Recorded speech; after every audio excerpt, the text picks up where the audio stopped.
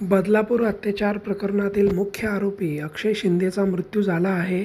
आरोपीला ट्रान्झिट रिमांडसाठी नेत असताना त्याच्या एन्काउंटर झाल्याची माहिती आली आहे. पोलिसांनी स्वसंरक्षणासाठी त्याच्यावर गोळ्या झाडल्या, पण हे एन्काउंटर बोगस असून या प्रकरणातील इतर आरोपींना वाचवण्यासाठी पोलिसांनी हे घृणास्पद कृत्य केल्याचा आरोप राज्याचे माजी मुख्यमंत्री पृथ्वीराज चव्हाण यांनी केला आहे. तसेच राज्याच्या गृहमंत्र्यांनी कुणाला वाचवण्यासाठी पोलिसांना हे आदेश दिले, असा सवालही त्यांनी विचारला आहे. अक्षय शिंदे याला ट्रान्झिट रिमांडसाठी नेत असताना ही घटना घडली. अक्षय शिंदेने पोलिसांची बंदूक हिसकावण्याचा प्रयत्न केला आणि त्या झटापटीत पोलिसांनी त्याला गोळ्या घातल्या.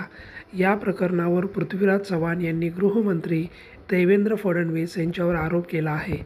गृहमंत्र्यांनी कोणत्या संस्थाचालकाला वाचवण्यासाठी, इतर कोणत्या आरोपींना वाचवण्यासाठी त्याचा आवाज बंद केला, असा सवालही त्यांनी केला आहे.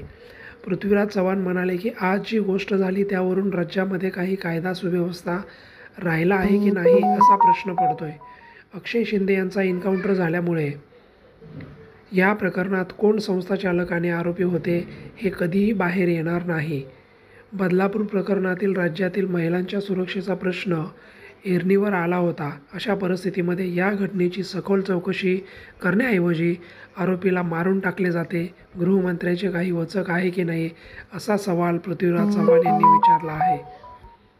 गृहमंत्र्यांनी ताबडतोब काढून टाकलं पाहिजे.